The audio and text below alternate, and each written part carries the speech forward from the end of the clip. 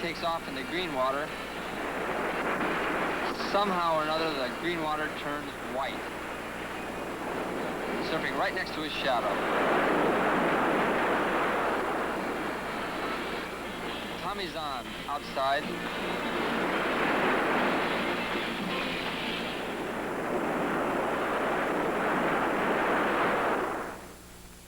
While Mike Doyle was taking off behind him. Mike was having more fun than anybody else this day.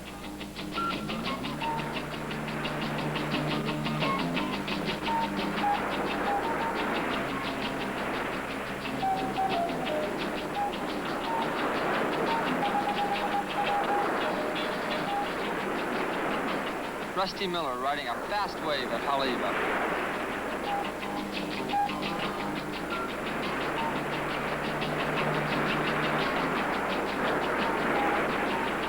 Butch Van Aertstone switching his stand outside and gets hit by the whitewater.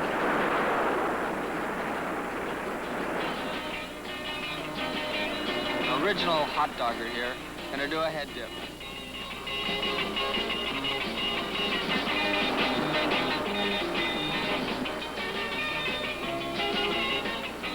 While outside, Greg Knoll riding Avalanche.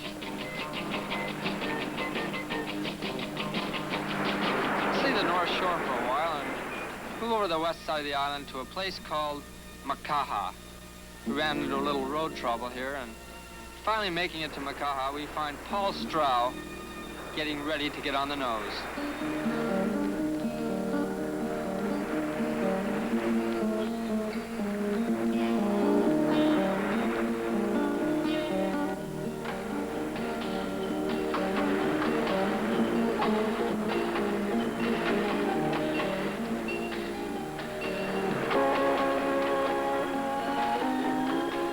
Mike Doyle and Linda Merrill in 1963, winning the 1963 Makaha Tandem Championships. Mike rides backwards.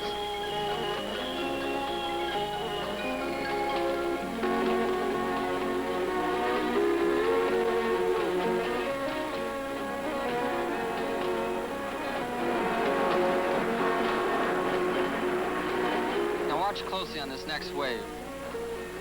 Linda is in a swan, and Mike decides to ride backwards, and as he turns around, he loses his balance. And watch how he catches it while he's on one leg.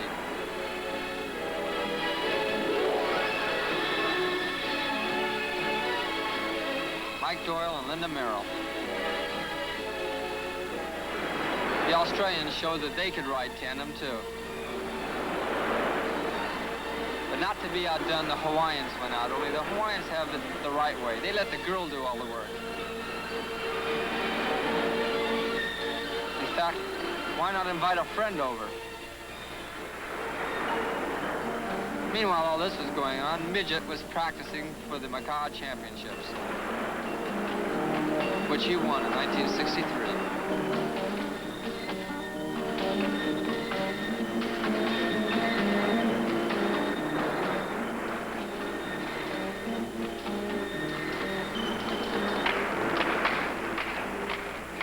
Right behind him was John Peck.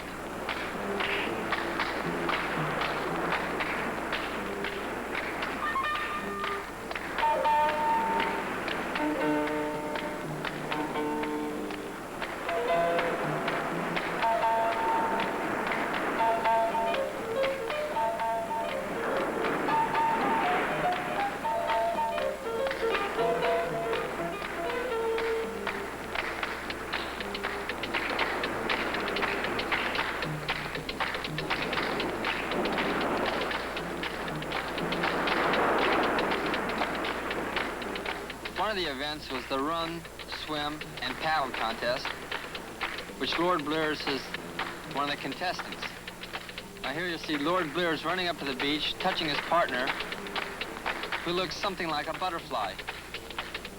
But then the surf started to come in faster, and everybody was getting nervous, so they knew that the North Shore was starting to break.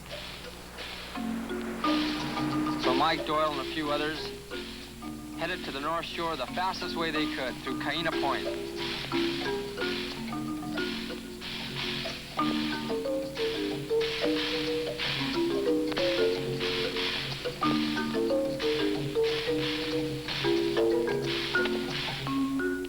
ran into a little trouble and they had to dry out the engine. Mike was disgusted. Chuck was trying to figure out what was happening.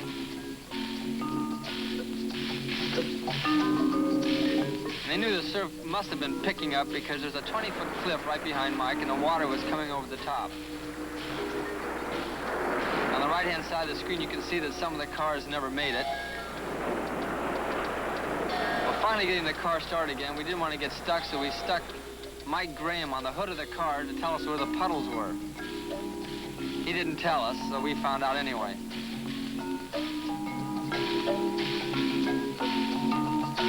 Sammy Davis Jr. was with us, and we finally made it to the North Shore.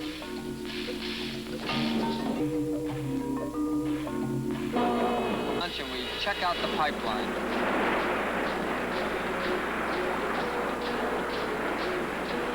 Earlier, there was no wind. As Jackie Everly takes off, you can see that there was nothing to make the wave hold up. Barry Bloomfield takes off behind him. Then the wind started to blow offshore just a little bit. Snooky Pie dropping in. Very slow wave. Then it started to pick up a little bit stronger as Buzzy Newell makes the first wave.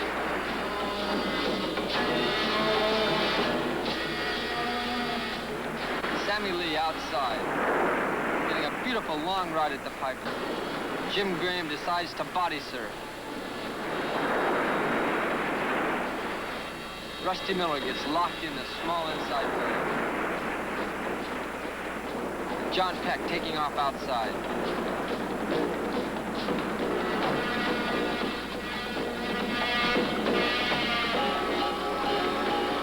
Mick McMahon never got off his feet.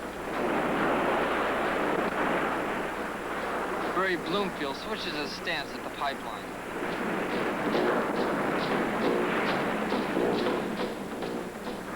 Midget was hot dogging. Then the waves were increasing in size and speed just a little bit. Barry Bloomfield from Hawaii. Some of the surfers never got past the takeoff, while others like John Peck were just playing with the waves.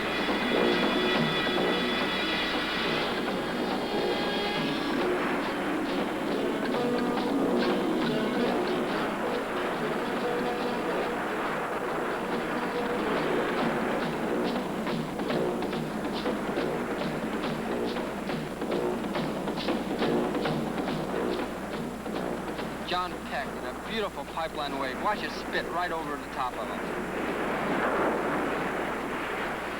Barry Bloomfield rides the inside and switches his stance.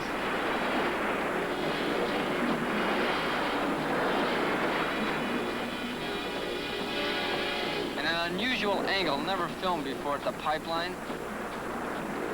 From a palm tree shooting straight down to show you how deep the pipeline waves really are. And remember, it's only 4 feet deep. The sharp coral heads right underneath the surfer. Watch how this wave just squares off in the back, completely covers Midget. And the boy with polio, Levi, decides to try the pipeline his first time.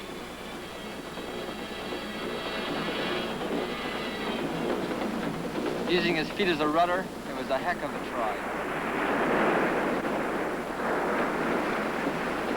Butch Linden gets a glassy wave outside.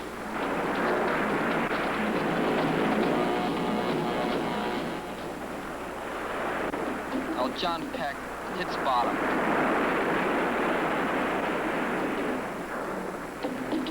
Buzzy Newell decides to try to hang 5, which he did. Butch Linden wanted to see how far back into the tube he could get. Midget gave up surfing inside the body surf. Stephen Abreu gets completely locked inside this wave and it blows the whitewater right through the top of his head. Greg Knoll takes off and finds himself on the outside of the curl. He switches his weight to the left, pushes himself into the tube, and rides inside all the way through. Barry Bloomfield hangs 5, and there's no doubt about it.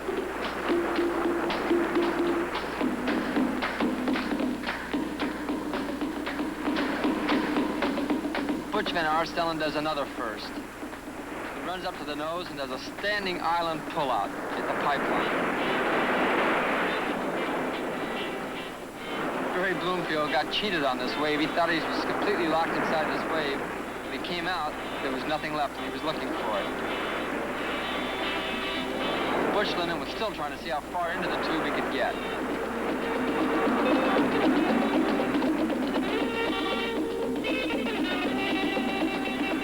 Greg Knoll takes off and gets hit by the whitewater, pulls onto his board, goes over the falls while holding onto his board and makes it.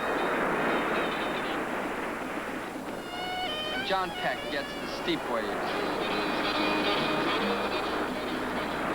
John Peck with the most beautiful ride at the pipeline that day. John Peck.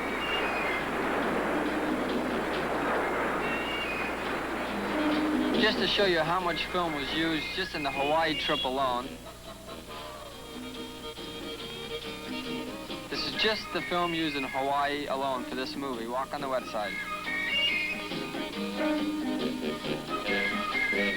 And be sure to look forward to my new movie, Inside Out, coming out this year. And when you use this much film, every roll counts.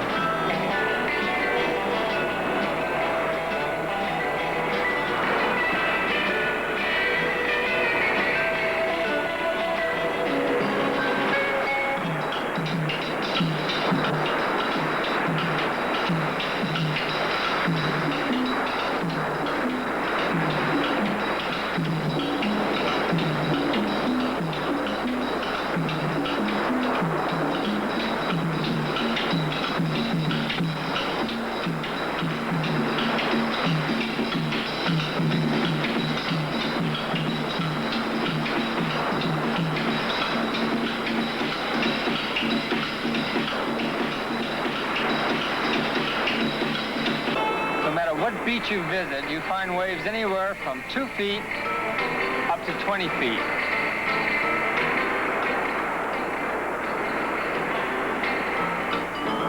And you see surfers of all ages.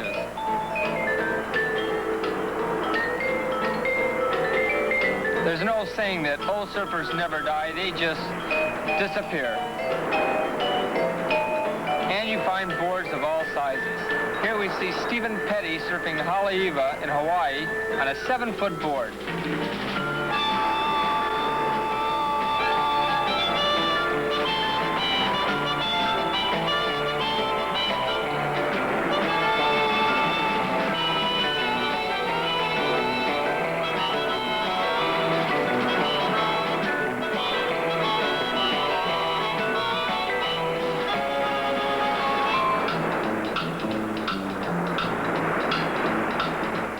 Here's Wurtzel on his standard 20-foot board. And no matter where you go, you find several people with different types of pullouts. Here we see various types.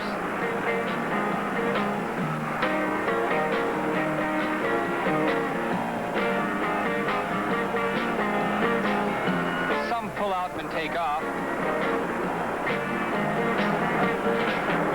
while others, like Chuck, noted for his Aztec two-step. Others who pull out, like Butch Van Arsdalen, get tired of surfing so long they just sit them out.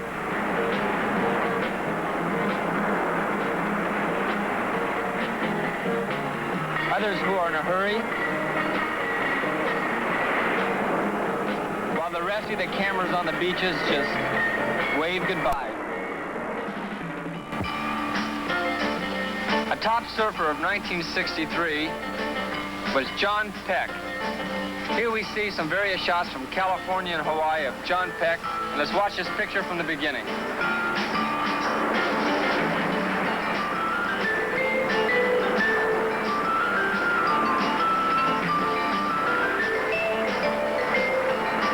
Where is all of this water that they are now riding on? This is all Hawaii. This is the Bonsai Pipeline. This is considered one of the most dangerous beaches in the world.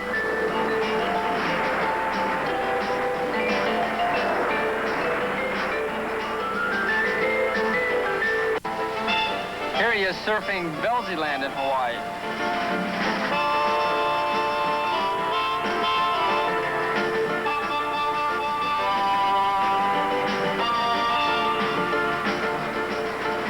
Look how he rides the inside rail.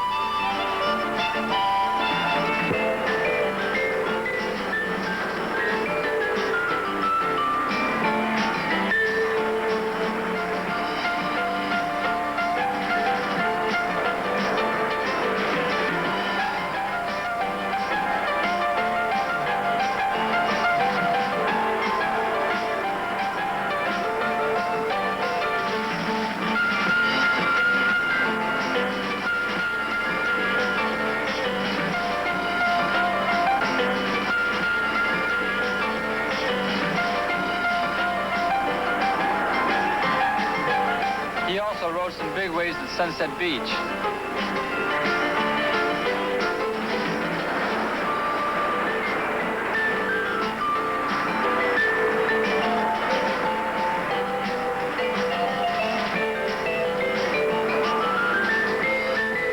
Here he is surfing in Ventura, California. Watch how he handles his board.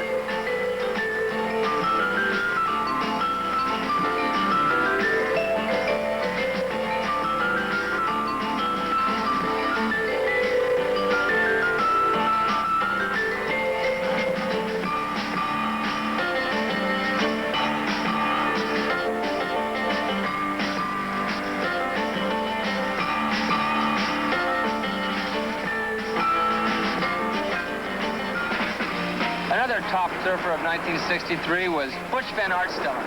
Here he is at Sunset Beach.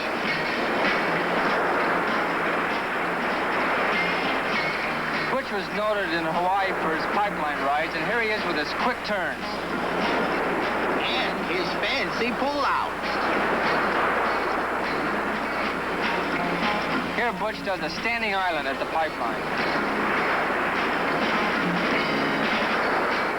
He was also noted for his switch stance at Waimea Bay. Watch him drop right back into the bottom.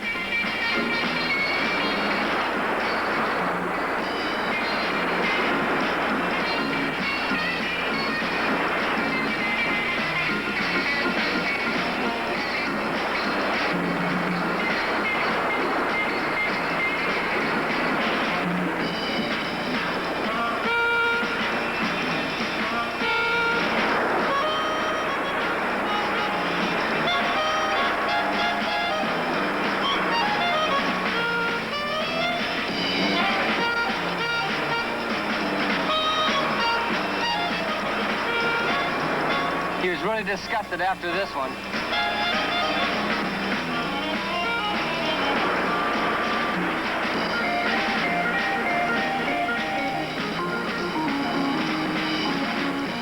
came out of this one, he said that was a heck of a way to take a shower. Back down home, we called him a poke and a plumb surfer. So he pokes his head in the water and he's plumb out of sight.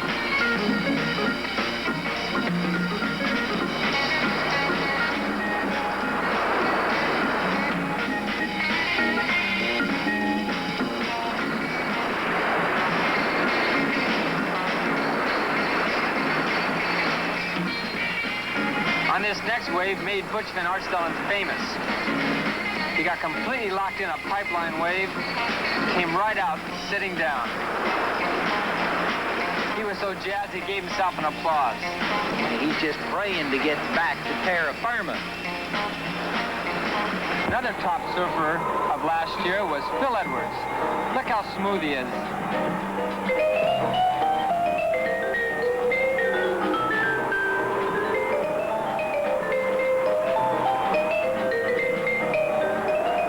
When he pulls out of the next wave, he goes straight up to the top.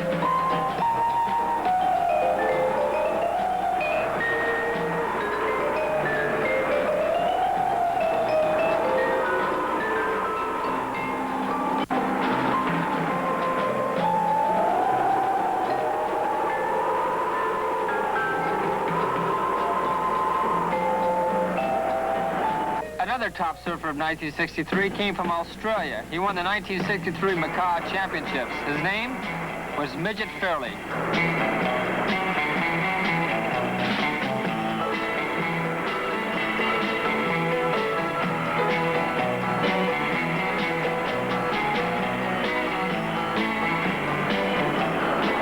Seems like it'd be a lot easier if he'd just stand still instead of running back and forth and jumping up and down like I am. That's called hot dogging. See, he's giving himself a shower there.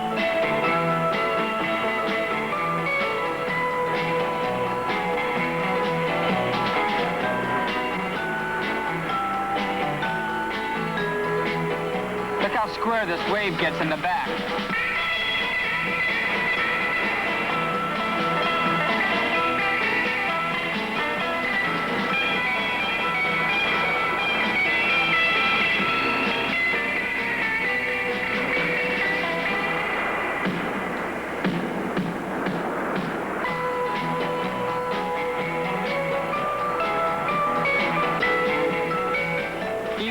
The bonsai pipeline.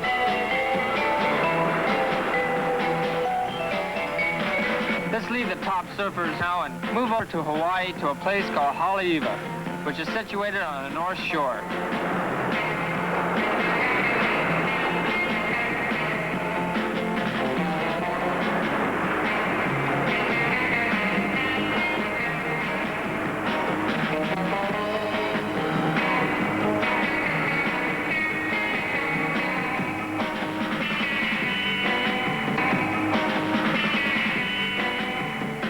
Let's watch the magazine cover of Mike Henson come to life.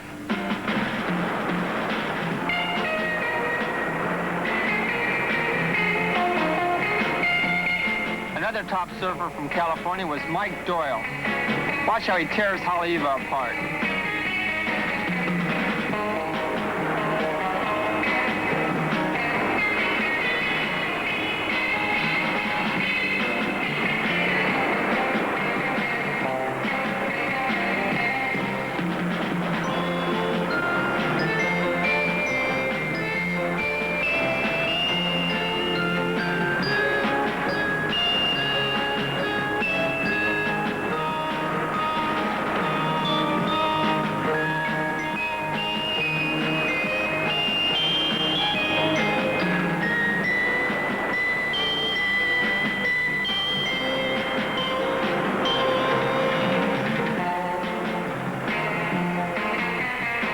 Mike's got a lot of respect for the waves. If you watch closely, watch how he salutes the wave with his left hand.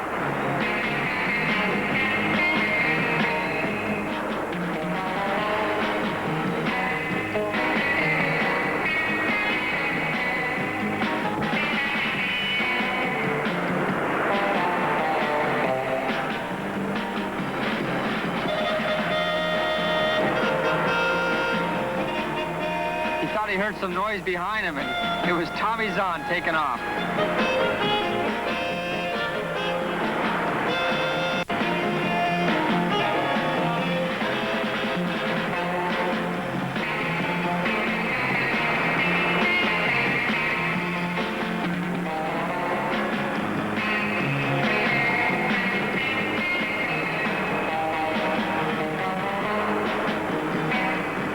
Rusty Miller, another surfer from California, gets a big wave.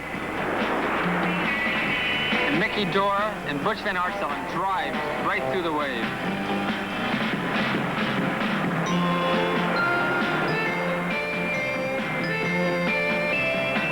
And here's pretty boy Mike Henson. Watch when he comes out of the wave how he fixes his hair.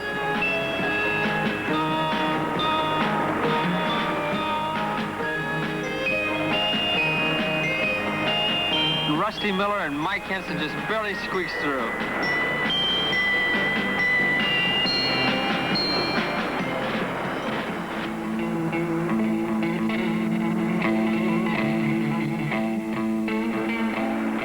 Say, now, whereabouts is this beach? This is called the Bonsai Pipeline. Oh, yes, Dale, I've heard of that one. This is one of the most dangerous beaches in the world.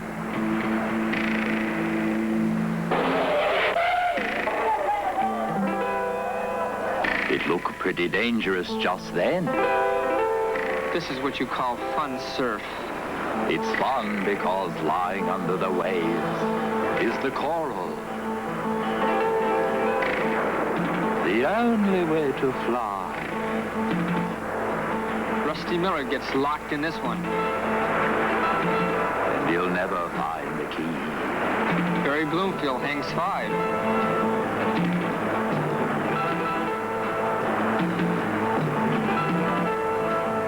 Rusty Miller shows how he can take off on a big drop. Bloomfield switches his stance.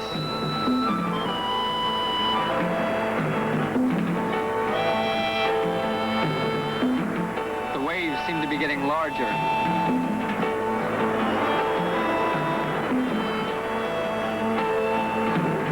Buzzy Newble from Hawaii. The waves seem to be picking up speed, too. Outside. Mick McMahon from Australia.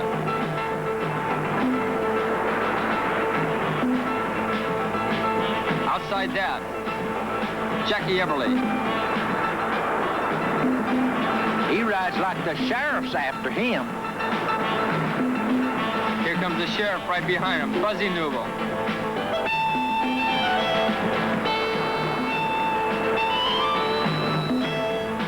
Jackie Everly makes a late takeoff and ends up going over the falls.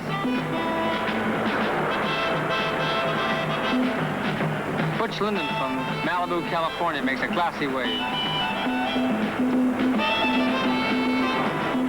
And Greg Knoll takes off and finds himself on the outside of the wave. He switches inside, riding the inside tube.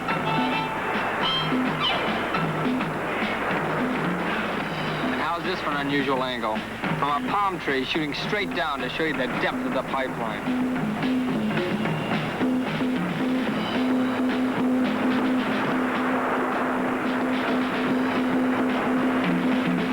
Here comes Stephen Abreu. What do you think of this? It looks like he was just shot out of a cannon. And he's going to have a ball.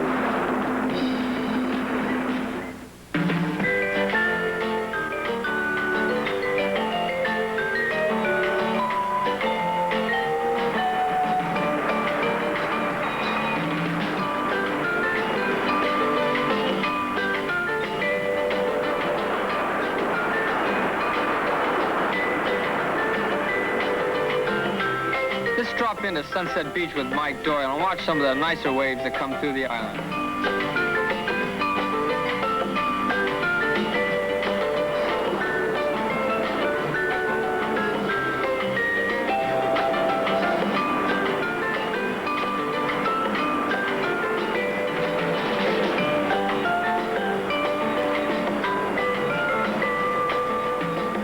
Here's Mike Doyle again surfing Sunset.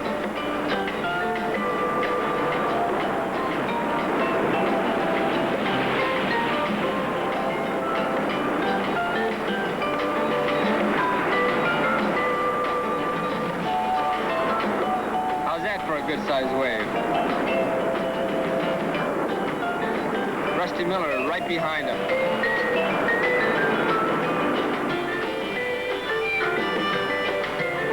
Sunset Beach is capable of holding waves up to 20 feet, rideable surf.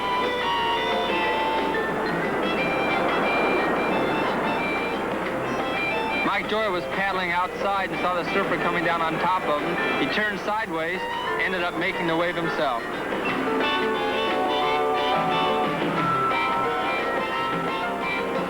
It looks like a big day at Malibu, doesn't it?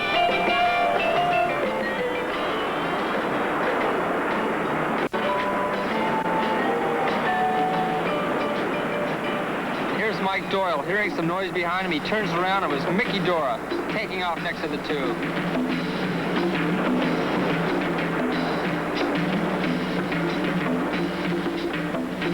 Mickey was riding a hot dog board, and this shows you how fast the waves really are. The whitewater catches up with him, gets him from behind.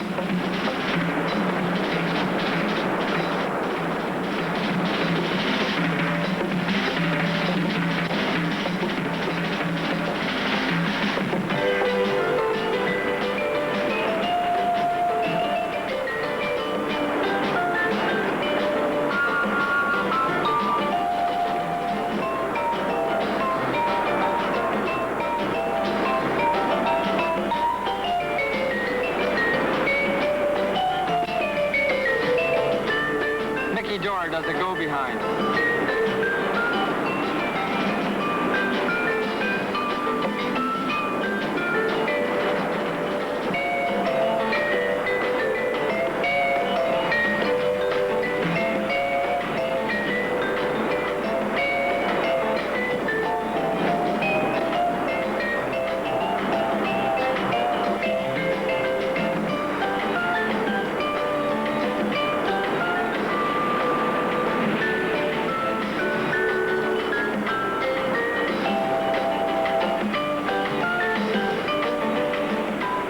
And don't let this surfer fool you.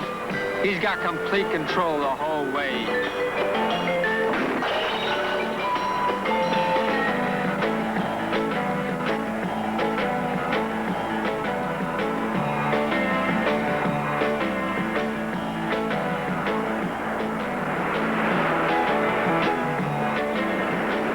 Oh, this is a favorite of mine. This is the gas chamber. Love to have you boys drop in any time.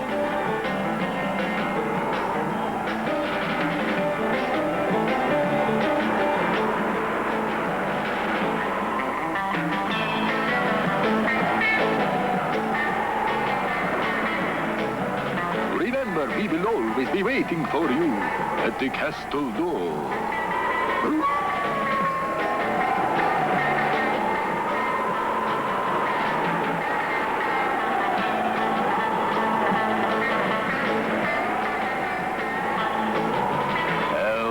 Our friend Jim Graham.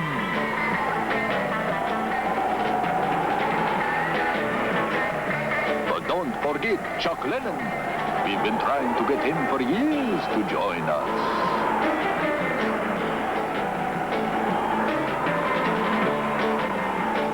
Notice how he watches the top of the wave.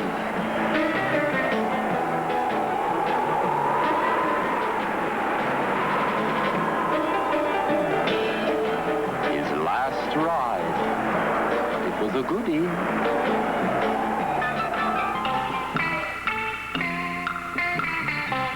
It seems like all through California and Hawaii, everybody runs into the same trouble. Somebody trying to borrow wax. When you give it to them, you never get it back. So here we have John Peck finally found an answer to the wax problem. Filling up all the wax boxes with soap. And then when people go and borrow their wax, there's only one thing that happens.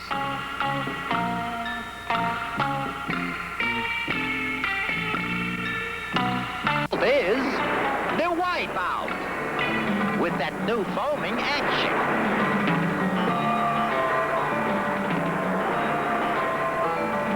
These are some of the worst wipeouts in California and Hawaii in the past 2 years. What do you think of them, Boris? If only I could fly like that.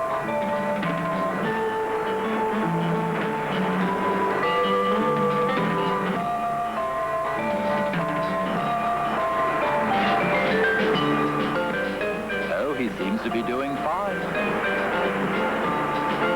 You spoke, dude.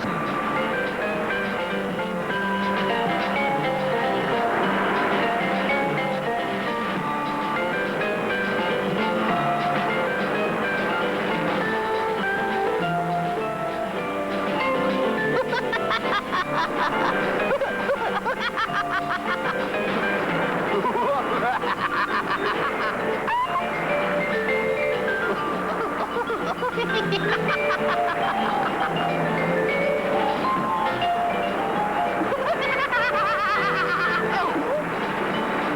we go. Over and out she goes. That's right, ducks. Give yourself a go for it, mate. Walk the bloody plank, I says I.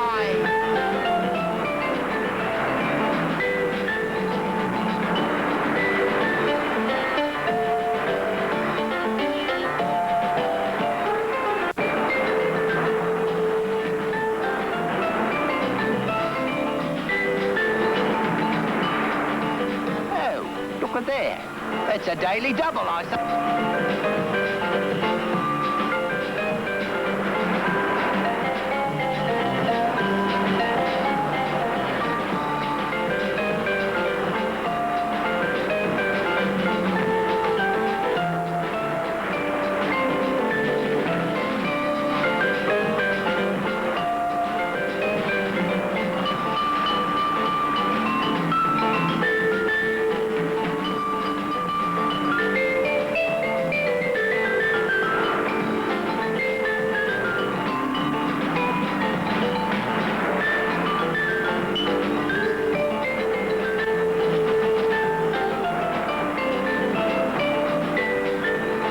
Five-way traffic.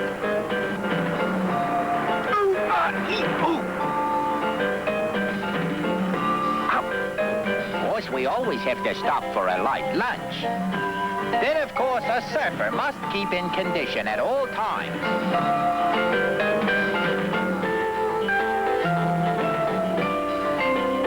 So we'll have a little exercise while we change the next reel.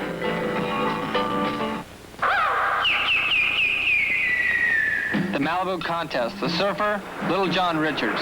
The waves were strictly hot.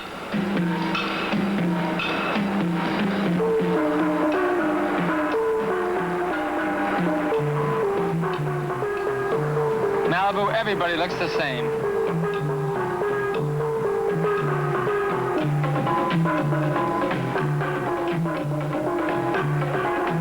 LJ.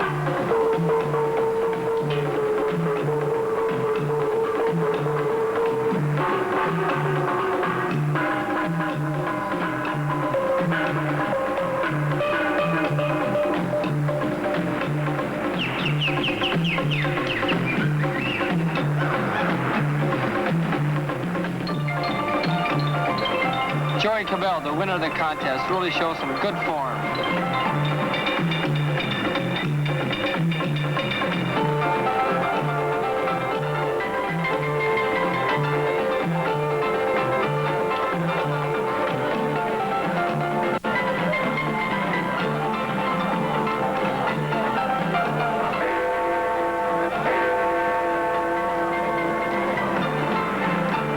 Joey Cabell again.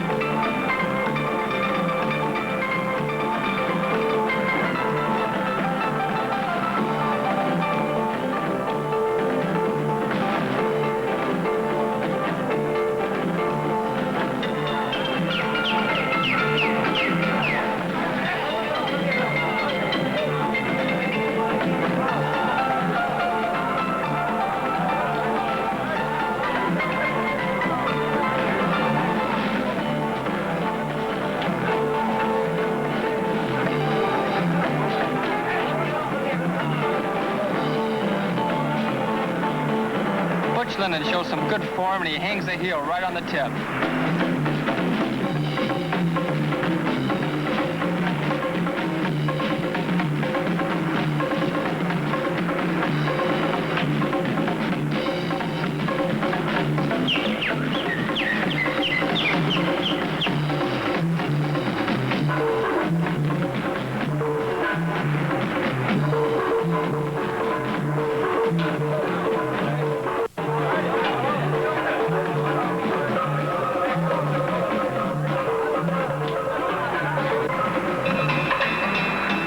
Contest. 2 days later, some good surf came pouring in. It was pretty small, but Lance Carson showed some good form, and he hangs 10.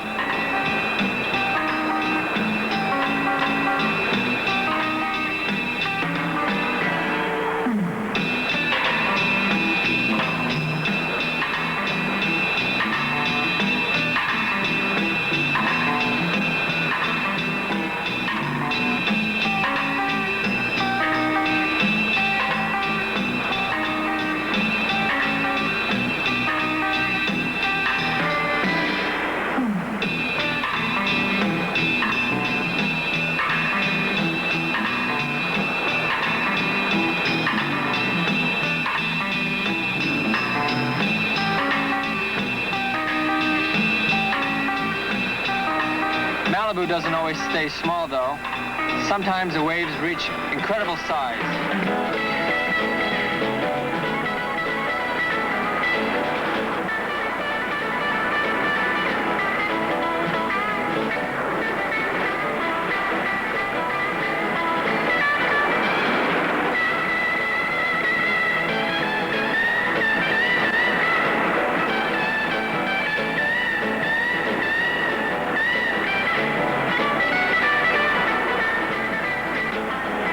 Taking off on one of the largest waves wrapping around Malibu Point. Johnny Fane.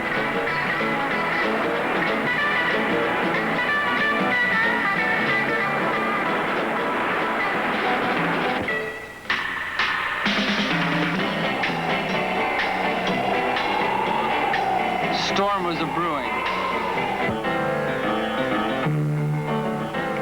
We grab our boards and we head over to a place in Ventura County. The place, Hollywood by the Sea. The surfers, Butch Linden from the Malibu Surfing Association.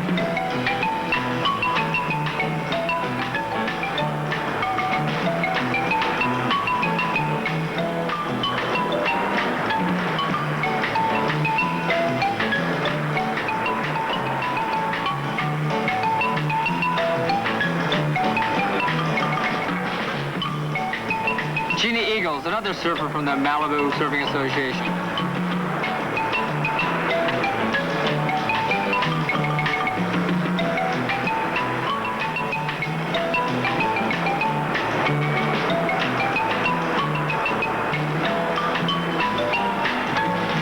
Another head dip for Butch.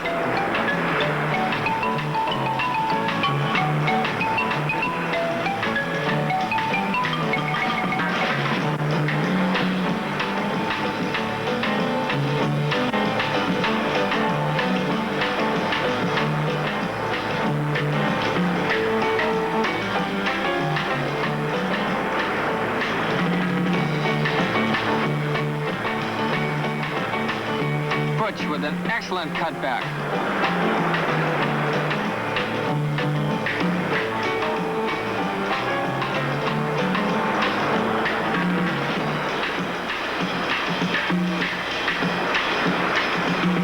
Butch doesn't want to get his hair wet, so he covers it up as he goes through.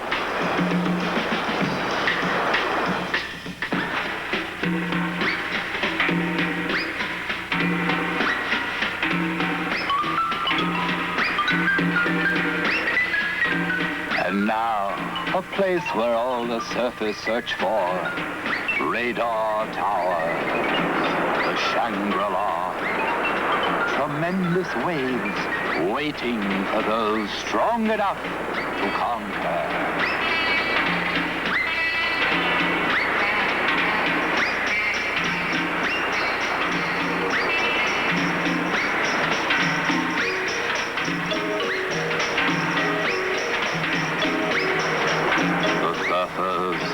Butch Linden and Gene Eagle.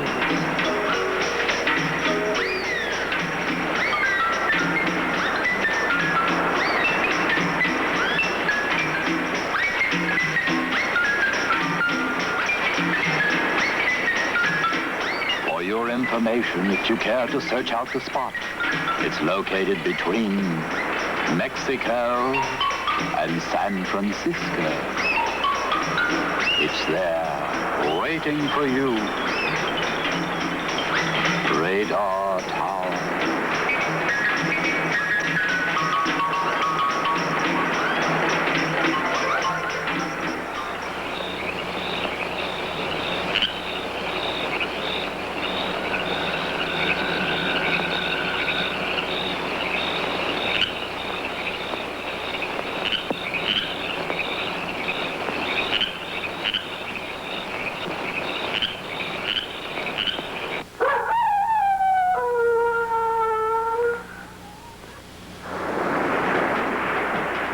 Here we are at the oil piers. Before the sun goes down, the surfer Bob Barron catching the most beautiful shaped waves we've ever seen at the oil piers.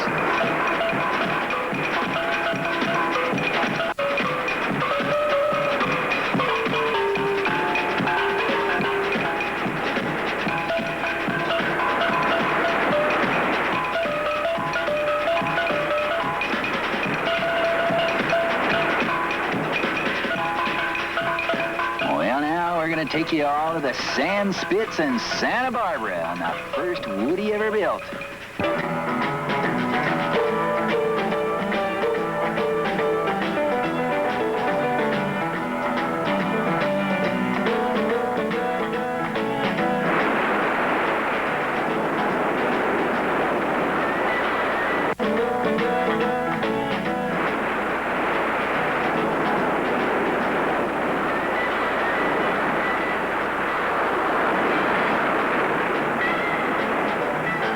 Surfer Lance Carson at the sand spit.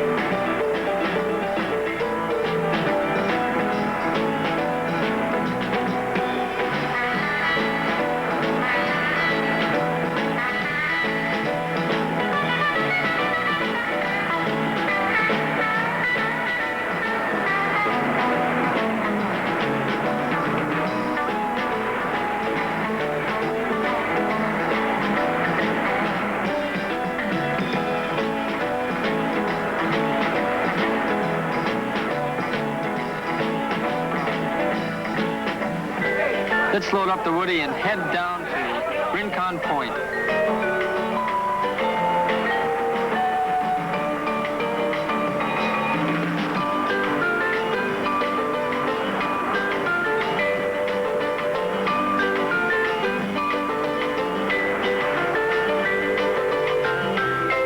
And another old-time surfer is Lance Carson. In 1961, Lance became popular in his surfing.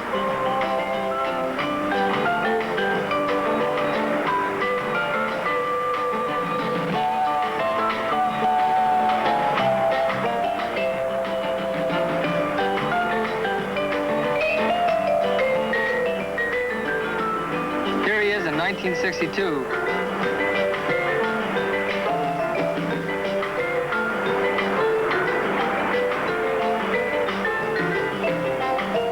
Here he is in 1963.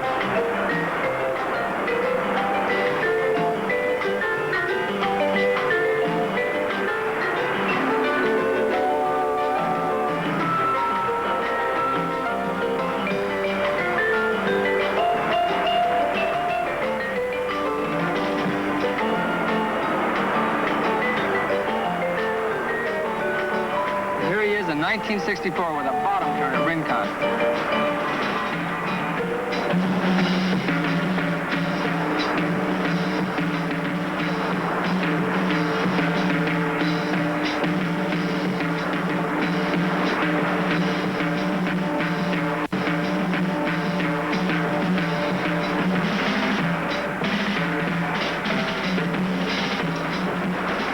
You see surfers from all over visiting Rincon, and here we have John Peck showing how he can turn on at Rincon.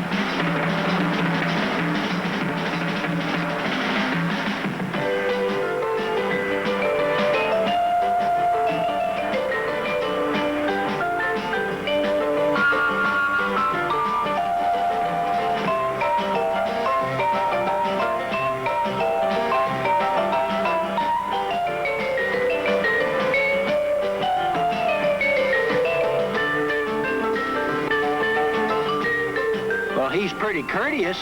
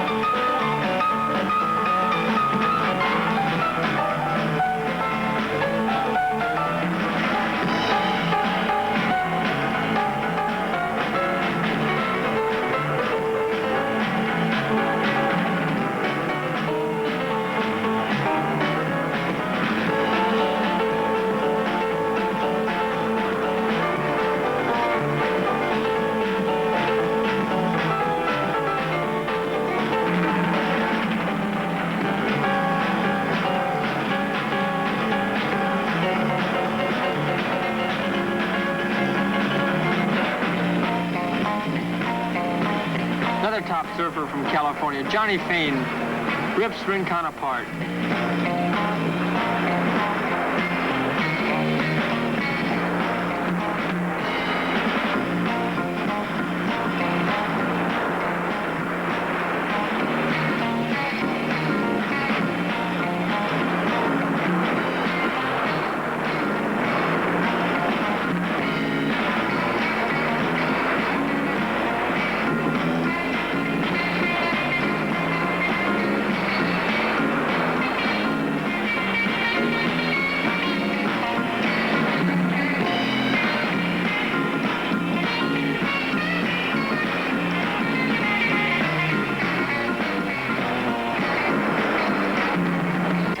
Cooper, and occasionally outside you'll see a few whales.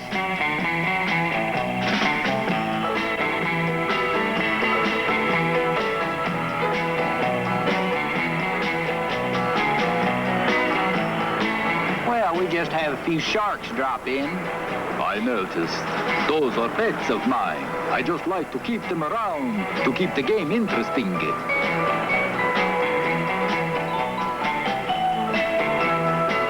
Some of the surfers try to beat the shark over the head with the fronts of their boards.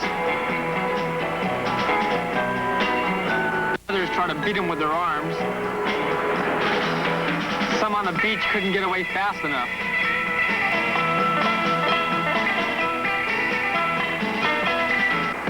Every once in a while, you'll see Mickey Dora come down to Rincon, and when he does, he gets some great rides.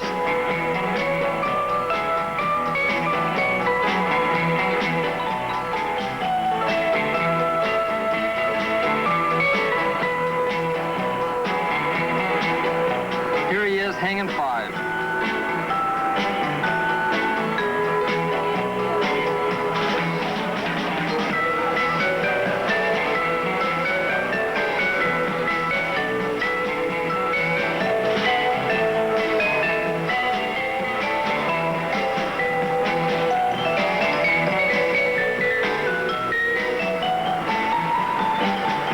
Look at him, he's riding backwards.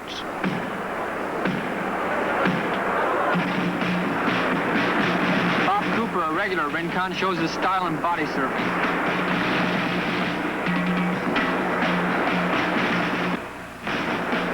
Rincon pulls surfers from all over the world. The surfer you're seeing now is Midget Fairley from Australia.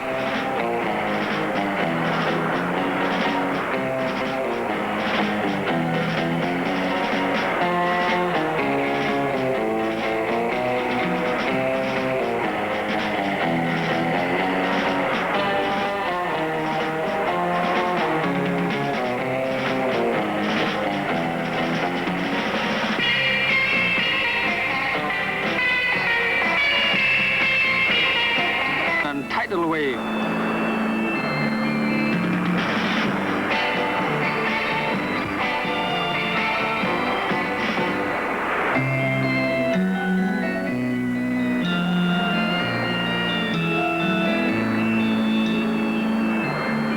He says if Harold can do it, he can do the same thing.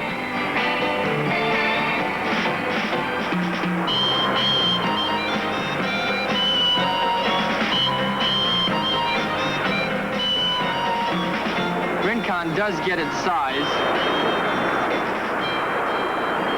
and even when it's big, it stays glassy. He goes out to the point and checks it out, decides to go in. His first wave he drives, and it ends in a wipeout. He tries it again. This also ends in a wipeout. At least he's consistent. With all that trouble of wiping out, he still ends up on a wave with Cooper body surfing.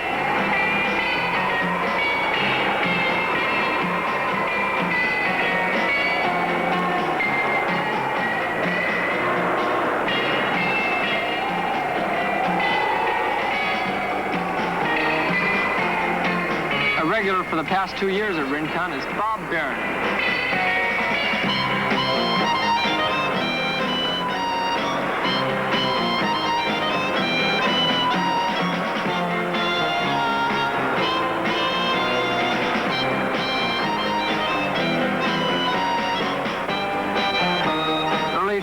morning in November, Bob Cooper was out on the water by himself and caught some beautiful glassy waves.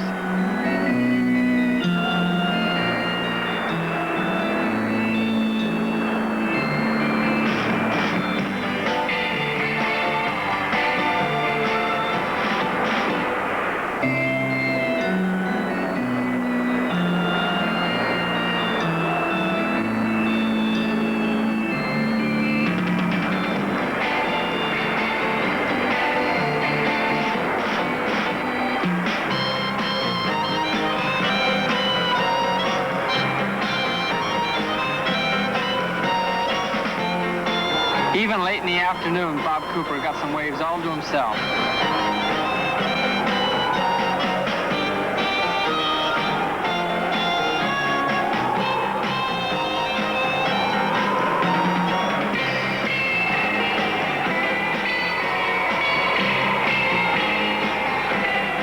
Bob seems to be racing a bird body surfing.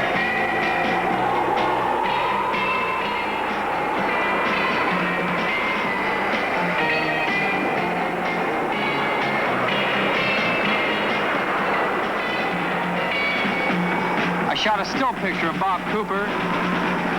Rock out.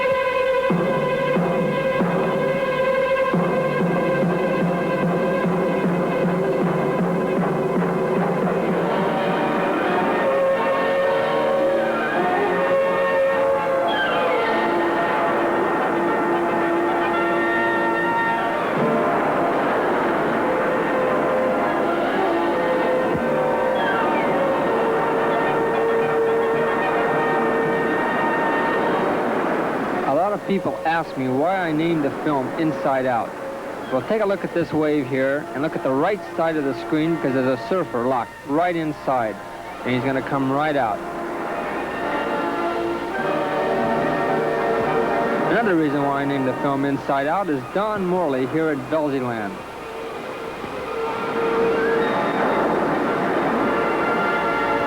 Mark Martinson on the next wave on a cloudy day at Velzyland, getting completely locked inside and coming right out.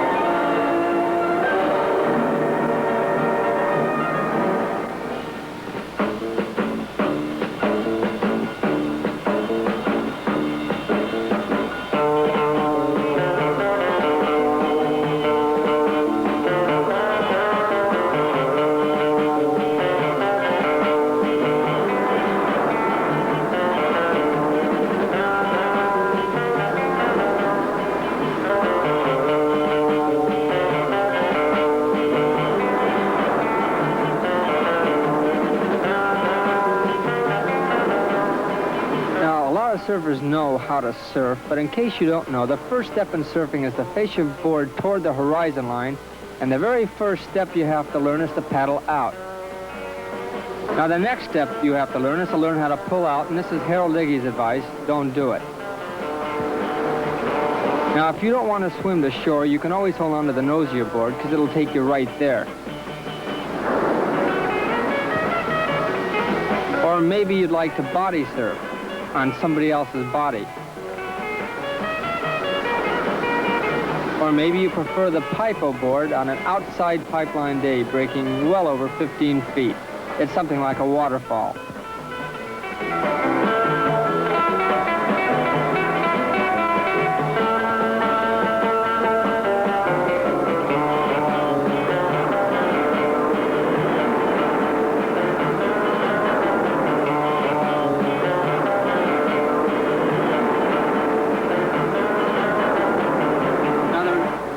Now, there's several types of pullouts, and this is Butch Van Aartstellen's favorite pullout at the pipeline.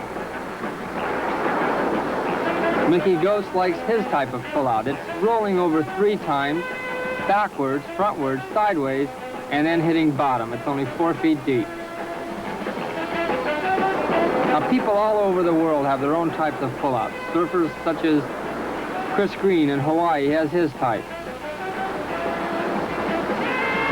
And these are various types of surfing pullouts all around California and Hawaii.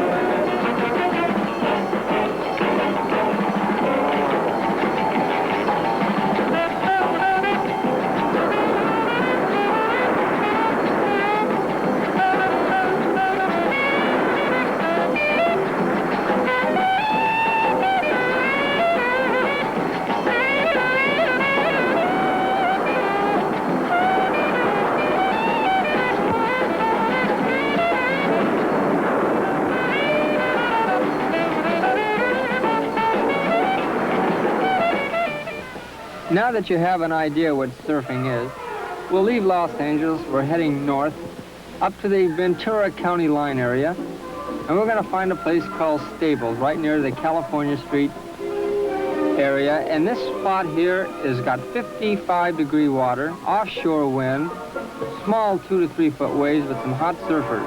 Surfers like Rich Chu, Chuck Lennon, Pete Kopsev, and Dennis Rainey. Rich Chu paddling out. First one to take off, Chuck Lennon from Long Beach.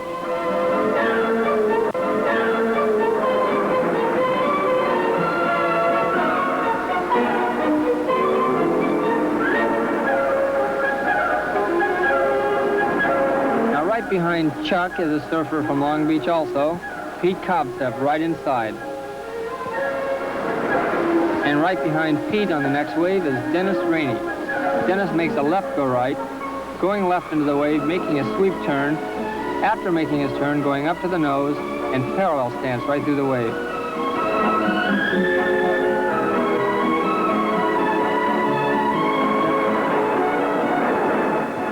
And of course, Richard Chu. Now, Richard was riding this wave, and he had no cares or worries when he looked up on shore and saw one of the most beautiful sights he's ever seen in his life.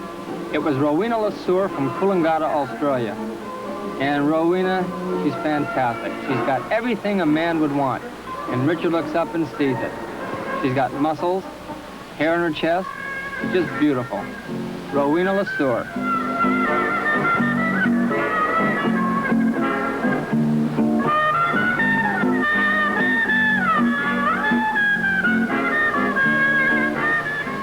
And one thing about Rowena, she's really graceful. But this didn't bother the surfers outside. They just kept on surfing.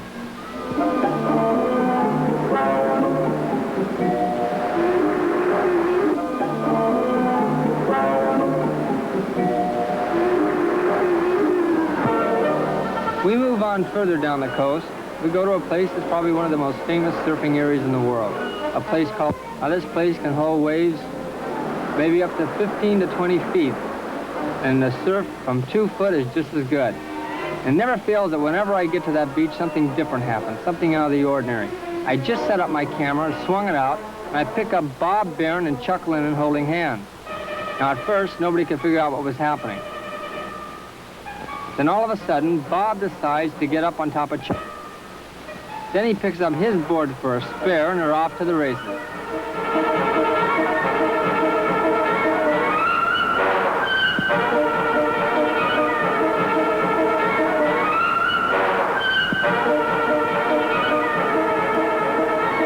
Then from the beach, we hear Bob yelling, "Come on, man, get some more speed up." This threw Chuck Lennon completely off balance.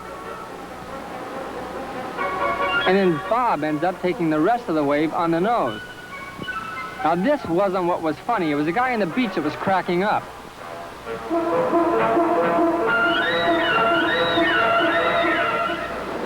But this is Rincon. Steve Bigler with the red trunks and green board and 15 other surfers going in and out the picture.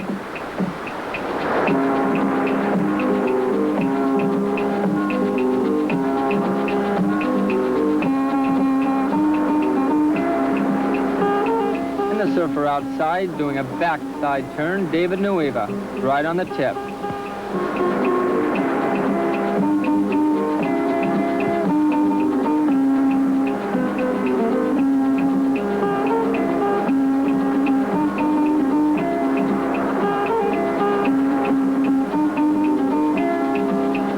And 210 pounds of fat, Bob Barron, right on the nose.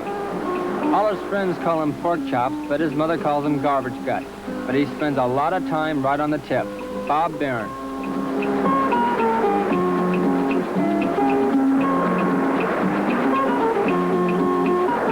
Now inside, there's a little sandbar. Steve Bigler's hanging 5. And outside, Chuck Lennon got the wave of the day. There was nobody in front of him, nobody behind him, nobody paddling out. He had it all to himself, the best wave of the day, and what did he do? He just blew it. This time he wanted to ride tandem with somebody else, so he asked Walt Robles to get on his board.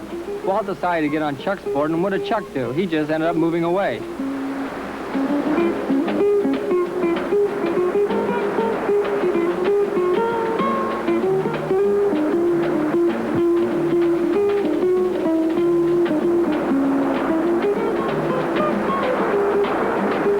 Here's Bob Barron again, dropping and climbing. Now watch closely what Bob does. He stalls his board, waiting for the wave to build up. Just when he thinks it's the right time, he'll walk up to the nose, and while hanging 10, do an island pull-out, and end up doing a 360.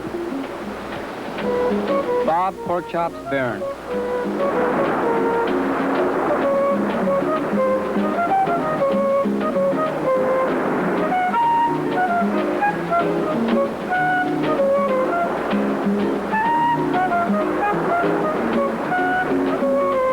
Don Morley ran up to the nose, the tail block popped out, he slides down the face sideways, almost making it through the wave. These surfers here are watching pure glassy wave. The place, LA County line. And who do you think came this day? You bet, it was Rowena LeSueur. She went to see her boyfriend Steve Bigler, who was surfing down there, and they were talking things over, and Gary Brown was talking to Chuck Lennon. Chuck told Gary to turn around to look at the surf. Gary did, and hit Rowena. But Gary went out anyway to catch a few waves, left Rowena sitting on the beach. Now the lefts were in pretty good shape, but on the outside, you get the right slides, they weren't so good, as Don Morley shows you now. By the time he stood up, turned his board, trimmed up, walked up to the nose, he had to straighten off because he was right on shore. Surf, because there she is on the right, Rowena LeSueur from Coolangatta, Australia.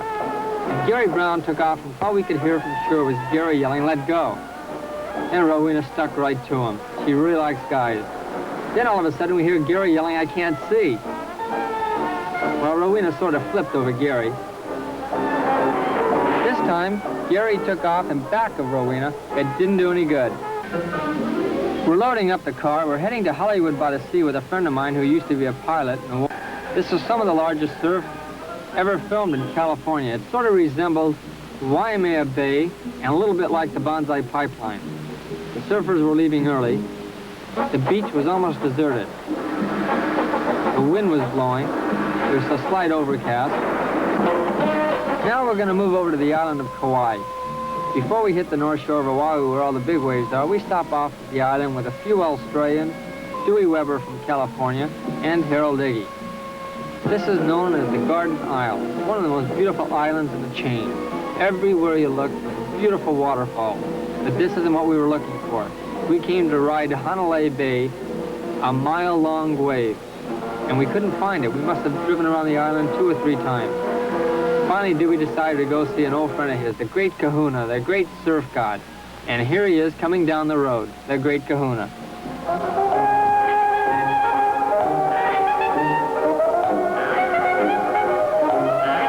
The only one that could talk to him was Norm Stam from Australia, and here's their conversation. You can tell Norm's father used to be a dentist.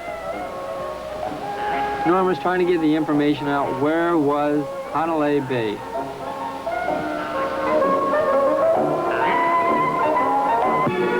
We finally found out where it was, and we were really amazed.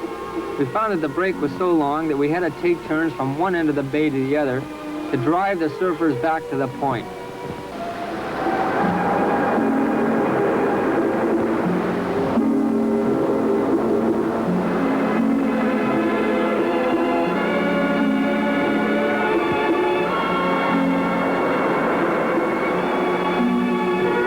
Just to look, there's one side of the bay. You ride it to where the camera is now. And here we see Bob Boot from Australia just following the coastline on one of those mile-long waves at Hanalei Bay.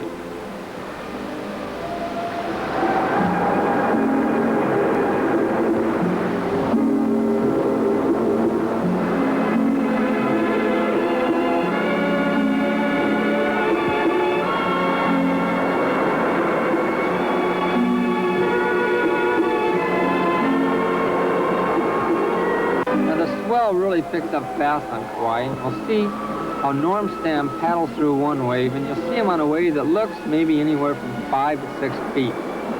But watch what happens when Norm drops down. Hanalei Bay.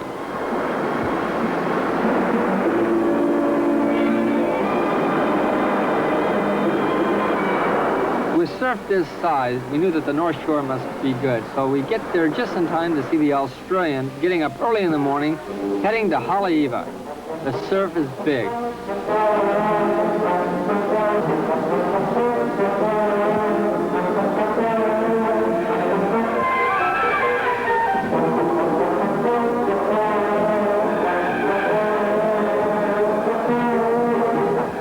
Haleiwa is situated near Sunset Beach, just a few miles away, and let's get ahead of the Australians real quick to take a look at the shore break.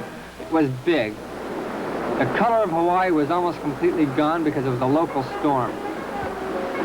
Some of the largest waves ever filmed were right here this day at Haleiwa. 2 of them, Dewey Weber took off on. It looked something like sunset. First wave, Jojo Perrin kicking out fast, and right up front was Dewey, right on the tip. On the wave outside, we pick up Jeff Hackman on a smooth style, dropping and climbing.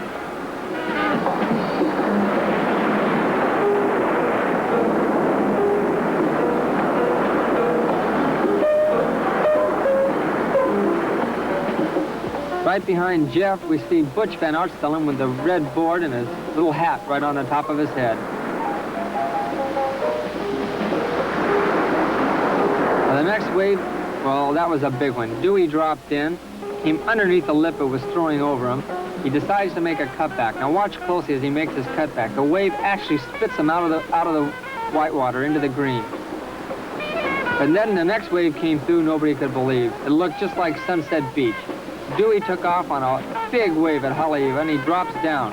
He has to go around Butch Van Aartstellen, who's paddling out. This slowed Dewey up just enough to get locked inside this wave. It's throwing over his head. He's looking at the roof, and he decides to bail out just in time. Butch Van Aartstellen on the next wave is getting bigger. This time he puts his shoulder right into it. Then the big set came, and Harold Iggy took off on a wave that completely closed out across the bay. And this whitewater can be seen all the way from where the Aussies were coming. And they wouldn't stop for anything or anybody.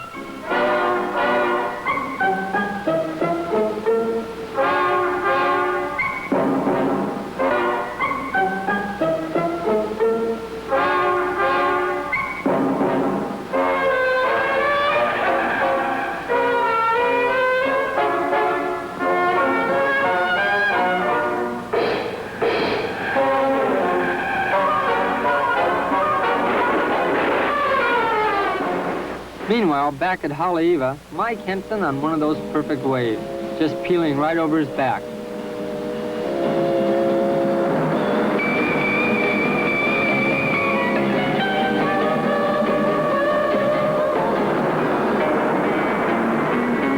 Weber again, turning from the middle of his board, riding high. Dewey told me he spent a lot of time perfecting this pull-out. The idea is to get up to the lip of the wave, wait for it to suck out, and then free fall. Now we're going to be going to a spot that has never been filmed before. It breaks on the Kahuku side of the island, and what you're looking at now is the golf course, the Kahuku golf course. Well, right on the 7th hole of the golf course, straight out, is that whitewater. A place called the 7th hole, of almost a mile out at sea. The North Shore had completely closed out for 3 or 4 days. The surf was well over 15 feet, but the Kona winds were blowing onshore. On this side of the island, the surf was still big, with offshore wind. The place was unreal. Mike Doyle said it was the best spot he's ever surfed in his life, and here you'll see why. Jimmy Pageant taking off, dropping into a wave, and when he comes out, he throws his hands up in the air screaming. A surfer's paradise. A left and a right slide. A huge peak, almost a mile out at sea. You can't beat it for 86-degree water and offshore wind. The 7th hole.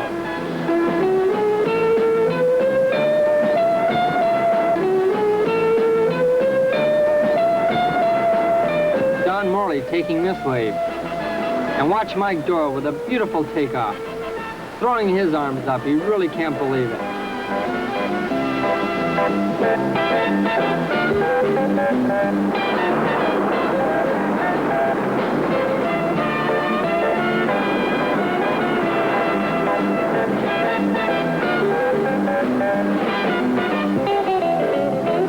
Mike goes in the back door and comes out the front.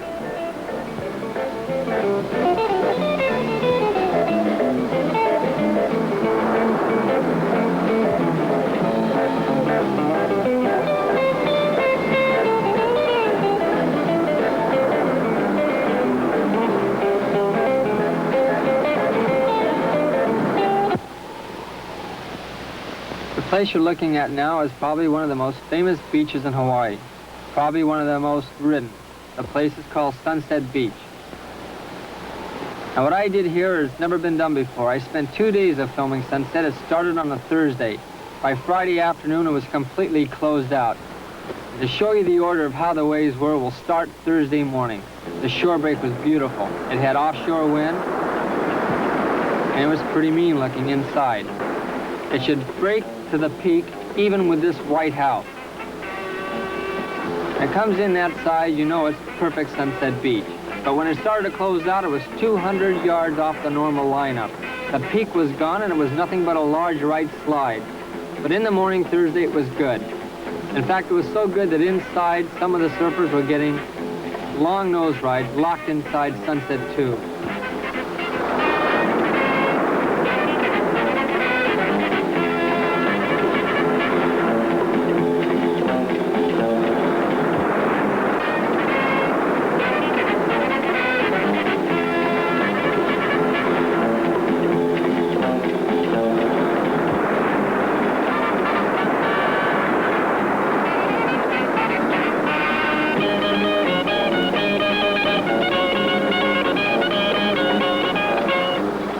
A clean cut, a brand new surfboard. Here's Bob Boot from Australia hitting the cross chop. And right behind Bob on the next wave, Chip Post from California with a vertical drop. The surf is even getting bigger.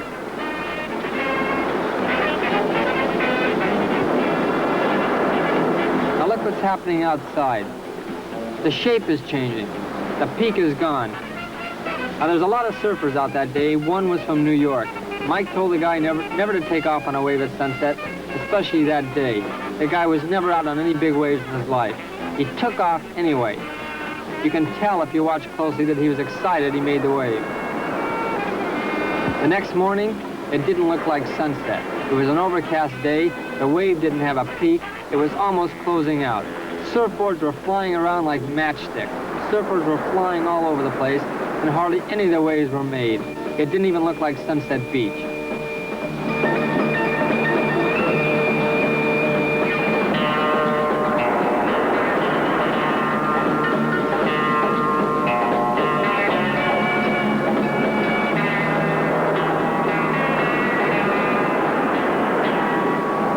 Greg Noll looks like he's being passed up by Buzzy Trent. It looks like he's being standing still.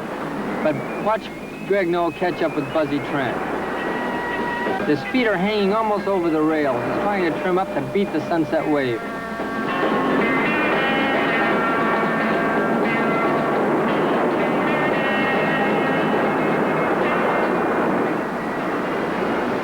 Now after we see sunset, now let's take off to some fun surf, another spot that's never been filmed before. We pick up Corky Carroll hitching a ride with his girlfriend to a place they name Razor Reef. This place has never been ridden before. And if you watch closely, it's even got offshore winds.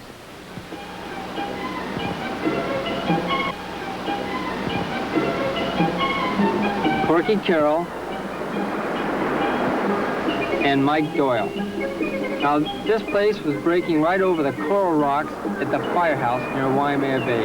Probably a little wind swell that came in. Nobody knew about it. The only two that knew was Mike Doyle on this wave, Corky on the next. Now remember, there's nobody else around for miles. Everybody's sitting around wishing they had some surf. These two are the only two out, and somehow, for some reason, Corky ends up running over Mike. At first, Mike was having a little trouble with the place. He named it Doyle's Bottom because practically every wave all morning, he hit bottom. But Corky was having fun. He thought this was a perfect little spot to hot dog. Mike was trying to keep Corky quiet, but Corky's the type that gets excited.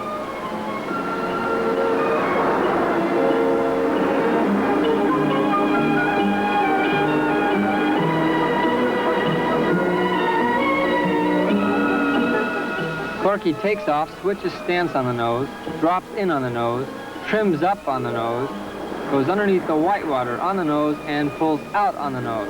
Corky Carroll. Now watch closely as Mike takes off on this wave. Good shaped wave. His rail digs in, and he gets the rail right in the stomach. Mike Doyle.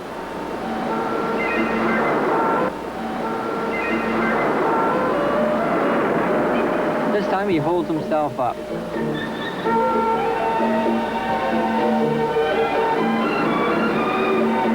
Corky drove Mike crazy by diving off his board and body surfing it. All this time, Mike hasn't even made a wave yet, but Mike catches one of the waves of the day, almost disappearing and coming right out.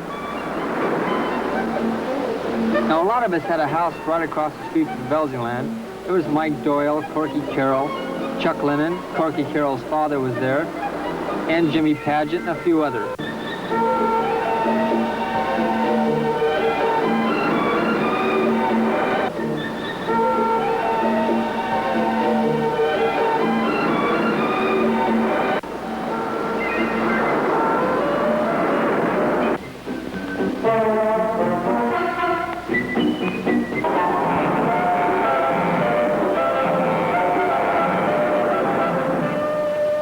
And before we have our slight intermission, let's take a look at a little section I usually put over as a beautiful surfing area. We have surfers like David Nueva and Richard Chu. Richard goes out and hangs 10. He yells over to David to beat that, so David goes out. And what he does is pretty remarkable. He makes a beautiful backside turn, goes up to the nose and crosses his legs and hangs 5. Once he does that, he backpedals back to the end of the board, makes a cutback, comes up and hangs 10. Then he salutes Richard, who's paddling out, and says, beat that. Another surfer out that day, other than David, was a surfer you're seeing on the next wave, Steve Bigler. Steve's got the green board. Now watch what Steve does on this wave. Steve doesn't hang 10 the normal way. He hangs 10 this way. There's 5, and there's another.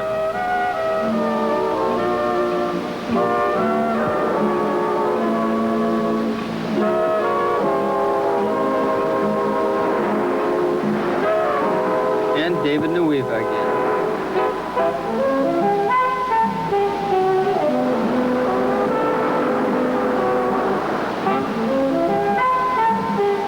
Look at the control of his board as he comes through the wave here.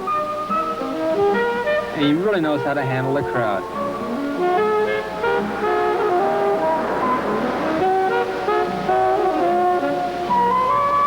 Now in the next wave, watch closely. This is really funny. David took a funny wipeout. In fact, the wipeout was so funny that on shore, this pregnant pelican was laughing so hard she couldn't take off. She just sort of sat there and rocked. And Rich Chew got up to the nose, and his tail block popped out, and he wanted to see how far across the wave he could go sideways. We leave Hammond's, we move over to a place called Malibu.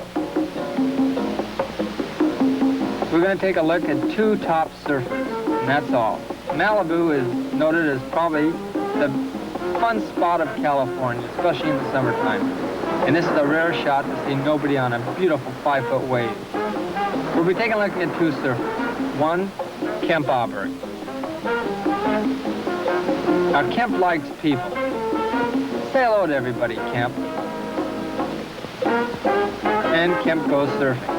Now, the next surfer we're going to see is loved by everybody.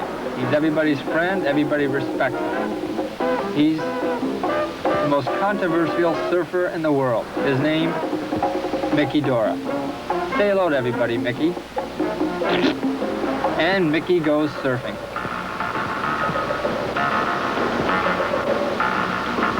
He controls that board.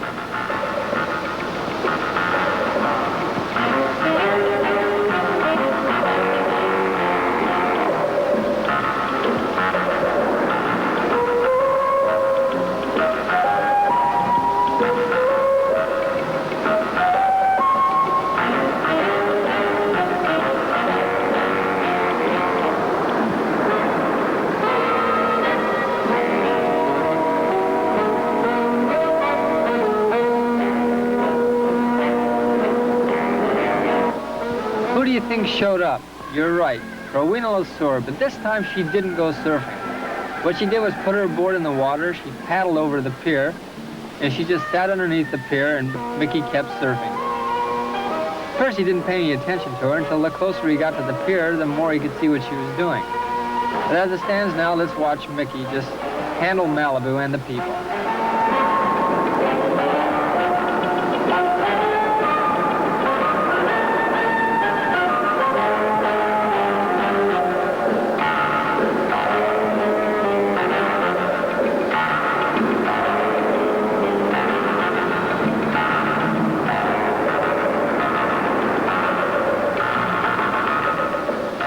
Now, the closer he got to the pier, the better he could see what Rowena was doing. What she was doing, he couldn't figure out. She was sitting underneath the pier, pulling on this long, long piece of rope. And that's all she did all day. Meanwhile, Mickey just kept on surfing. He paid no attention. Mickey Dora at Malibu.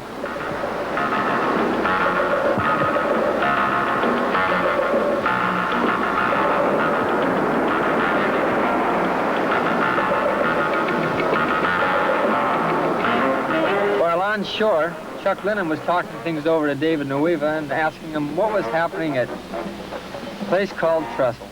Trestles is the Camp Pendleton Marine Base near San Diego. It's a private area. The surfers aren't allowed. But when they get in, they find beautiful surf for California.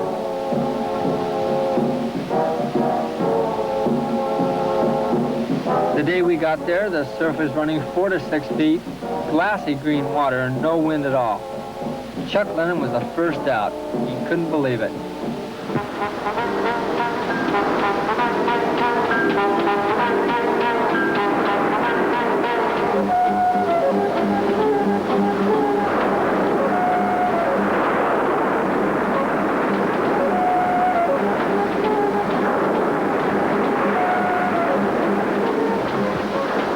Now, another surfer from California that was there that day was Steve Bigler, really working over a good, hot 5 to 6 foot wave.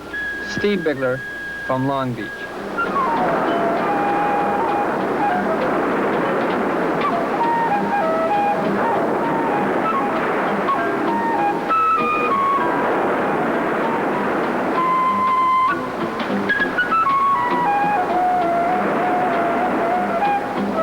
Another surfer who was ripping the waves apart was a surfer that surfs this place all the time. He's got the place wired. His name is Mark Martin. Watch him stall, waiting for the wave to build up. He'll get up to a cheater 5, dragging his arm in the wave. Mark Martin.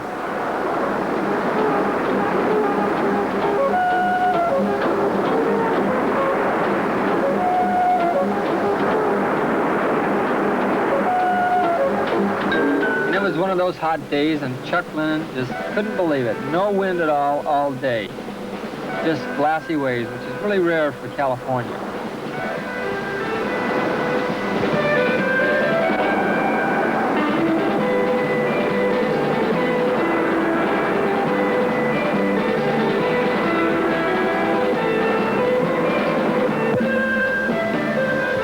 Mark Martinson was surfing toward me. I was using a 500 millimeter lens, and with this angle here, you notice that there's really no speed to the wave, and the wave doesn't look like it has any length to it at all. But Mark is climbing and dropping, and that's about the end of the wave right there, and it really doesn't look like much. But by changing lenses, and by moving over to the side, instead of having him coming in front of me, shooting from the side, you not only get speed of the surfer, like right here you'll see Mark, not only getting speed, but you can actually see how long the wave really is at the trestle.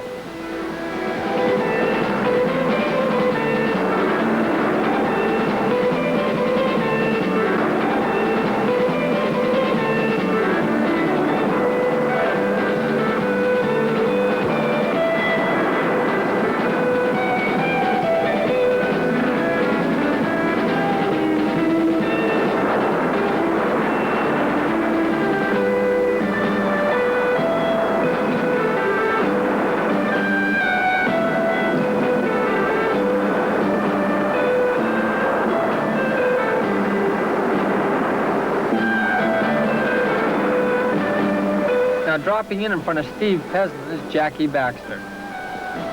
This is our last ride at the trestles, but watch closely. Jackie spent almost 2 months perfecting a pull-out that would show speed. Now watch Jackie's pull-out at the trestle. The Aztec two-step. Now we fly back to Hawaii, and we're going to go and we'll stop off at the Bonsai Pipeline.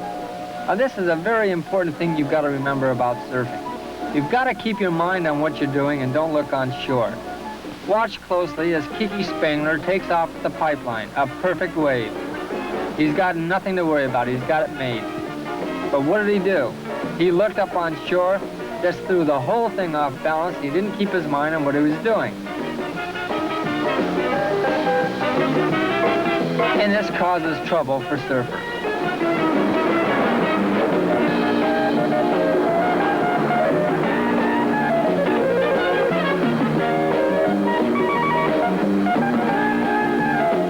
In fact, none of these surfers kept their mind on what they were doing. They all looked up on shore.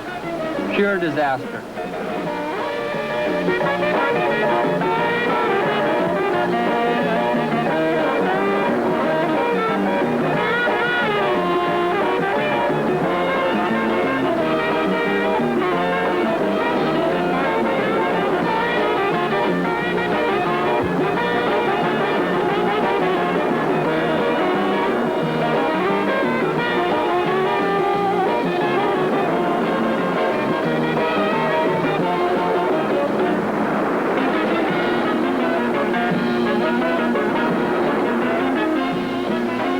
Now, none of these surfers kept their mind on what they were doing. They kept looking on shore. In fact, some of the surfers couldn't even paddle back out.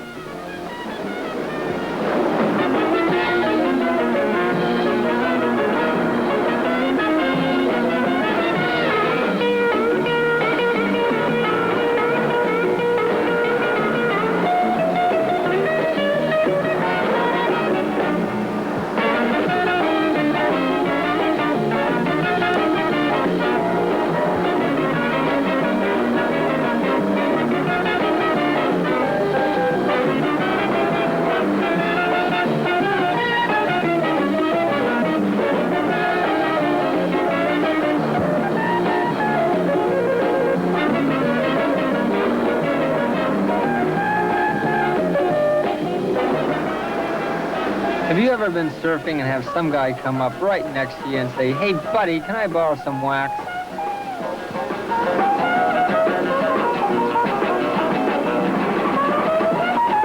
Jimmy Pageant got up early the next morning, looked out the window of the house, and saw the pipeline. We went over to the beach, and it was deserted. Jimmy decided to paddle out with Don Morley, and just as I set my camera up, the place looked like army maneuvers. From every bush, lenses were sticking out. As soon as somebody paddles out the pipeline, everybody knows about it. The most dangerous beach in the world. Surfers were paddling out, the wind was blowing offshore.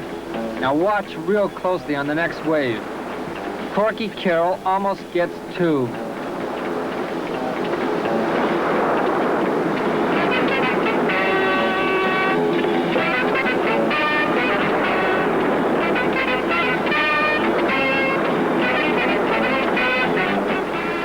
Chuck Lemon from Long Beach takes off on this pure glassy wave at the pipeline. Chuck knows this place and he knows how to bail out if you have to. Fall flat, keeping away from that reef.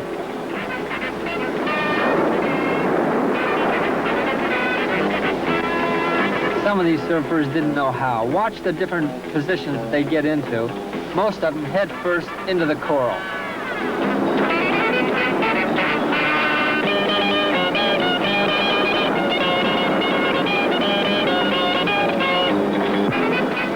Corky Carroll going underneath the curl, turning around, doing a spinner, and almost runs over Don Morley, who's paddling out.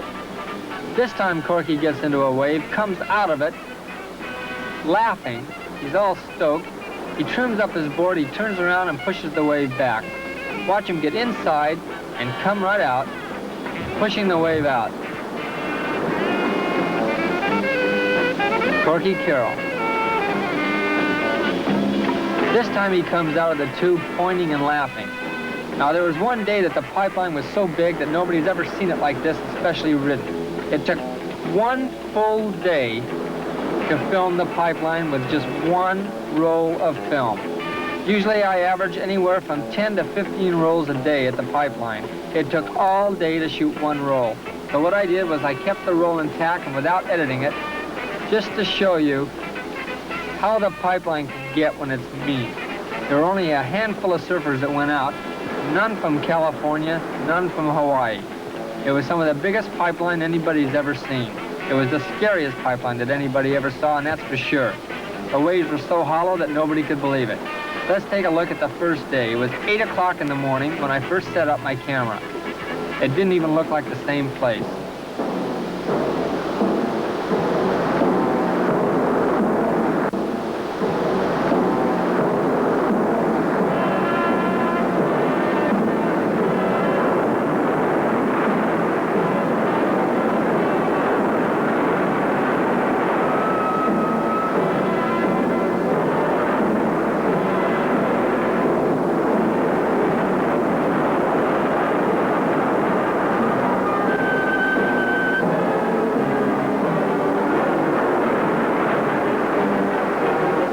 Closely on the next wave.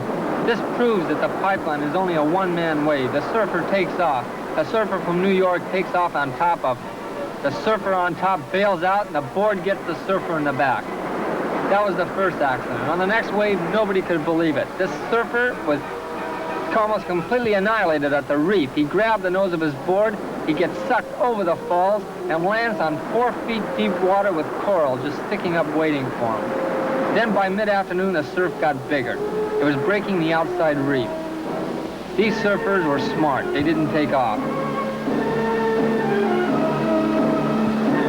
Kiki Spangler made the only wave of the day. And now it's hitting the outside reef. And these are small waves. Now look at the size of the next one. Dick Cattry from Florida, standing parallel on his board. Watch what happens. He's 8 to 10 feet inside the tube. There's no way out. By later that afternoon, around 3:30, the surf was getting bigger. Now the next wave, Dick Cattry takes off. He's so far into the tube, it's so hollow in front of him, that he said you could drive a train through it without even getting the windows wet. Dick Cattry from Florida. Watch how the wave hollows out in front of him, forming a perfect cylinder. This is why they call it the pipeline.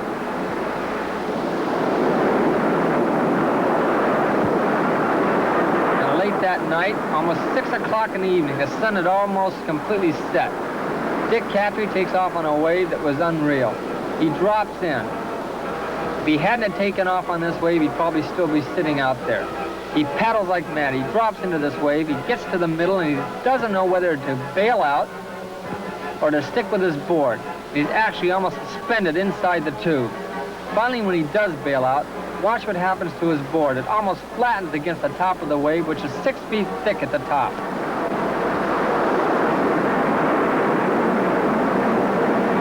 Well, enough of the fun surf. Now let's head over to Pupukea with the Australians, and they're stopping for lunch. As most surfers know that once you're in Hawaii, you usually run out of money fast, and the surfers sort of live off the fruit of the land. And these surfers were no different. The only trouble was that the gardener was there not more than 15 minutes before they got there and sprayed all the fruit.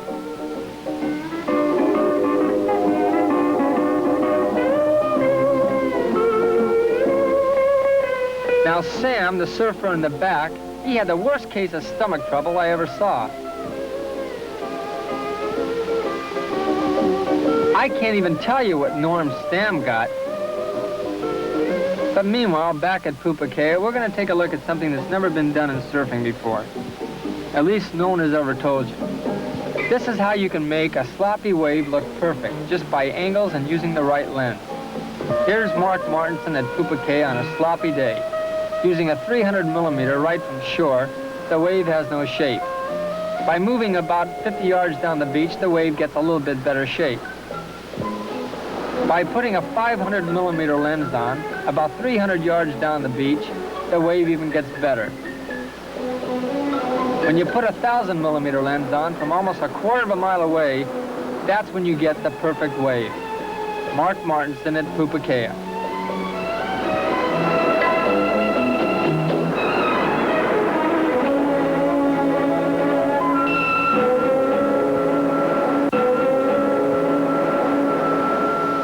Surfers always wait for big waves. One beach that breaks very seldom is a place called Laniakea.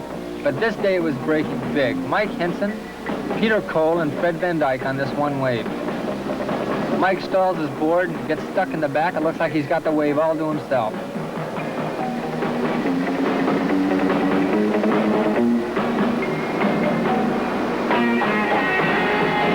Look at how this wave actually throws into a tube. That's pretty good for a wave this size at Laniakea. Jojo Perrin from California was his first year in Hawaii. There he is there, 15 years old. And right up in front of Jojo is Fred Hemming.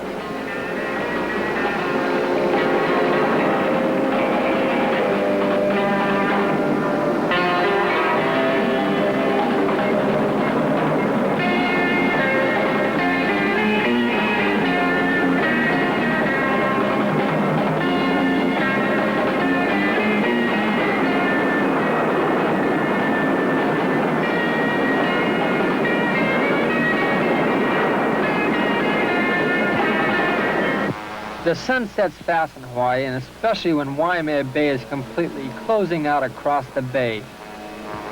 The waves were unestimated size. 2 days of completely closing out, they finally became perfect little peaks for fun surf or for the big wave rider. You take off at that white water, you finish your ride even with that point. If you get in any closer, in the middle of the bay, you've got to worry about the rip. You get in closer, you've got to worry about the shore break. But when Waimea Bay breaks, the surfers are always there to meet it. They'd sit around shore, and all they'd do was wax their board, waiting for an excuse to go out into the water. The excuse showed up. It's called the camera. Now, there's one thing about Waimea Bay that a lot of surfers agree. The wave there is really explosive.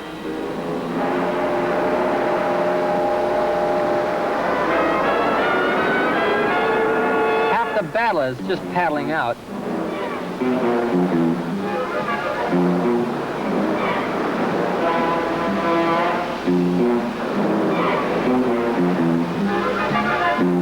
This surfer paddled over one wave. That wave turned into a closeout wave inside, unestimated size.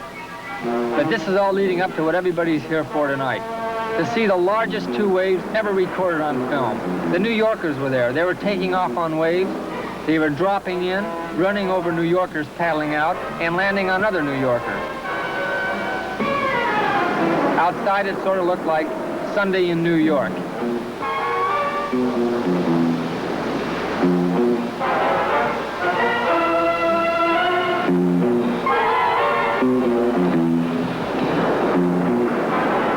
surfers paddle out for just one wave and came right back in.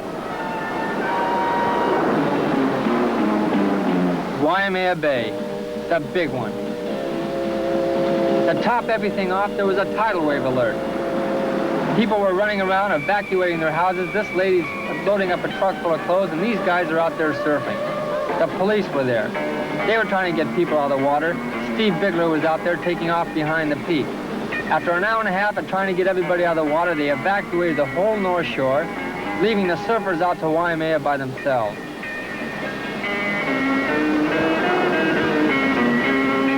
Fred Van Dyke taking off on a Waimea Whopper. Now watch how the waves get bigger and bigger, break further and further out, until finally the two largest waves ever recorded on film will be coming up. Chip Post from California taking off on a big wave at Waimea.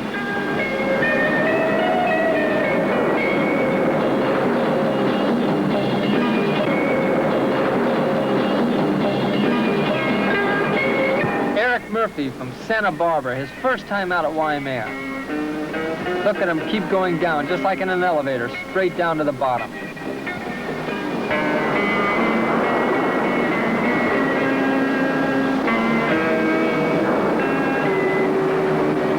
They're still loading up the truck. There's still a tidal wave alert. And now we'll take a look at the two largest waves. But beforehand, look at by Pat Edwards. Pat rode the largest wave ever ridden. Dick rode the second largest, which was an unestimated size. Let's take a look at Dick's first wave. A goofy footer at Waimea Bay. The second largest wave ever ridden. But this wave is so small compared to the next wave, this looks like a small day at Malibu. The wave that Pat Edwards took off on was unreal. When he paddled into it and he stood up, it was 8 feet over his head before he even got to the middle of the board. By the time his board dropped down, well, it's an unestimated size. You can take your own guess. Pat Edwards was a goofy foot. When he got to shore, his ear was bleeding and his nose was bleeding from pressure. The front of his board had shattered, the glass, and all he could say was, "How did I look?" Now let's take a look at Pat Edwards on the largest wave ever ridden at Waimea Bay. Here comes Dick Brewer out of the whitewater.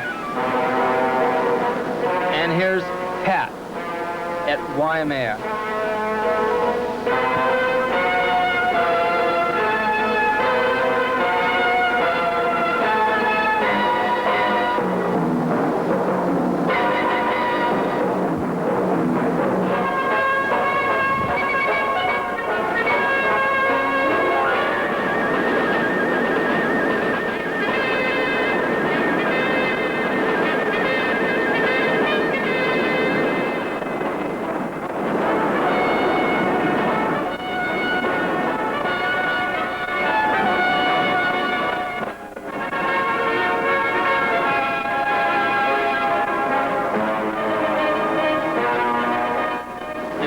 We bring a close to Inside Out, and I want to thank you very much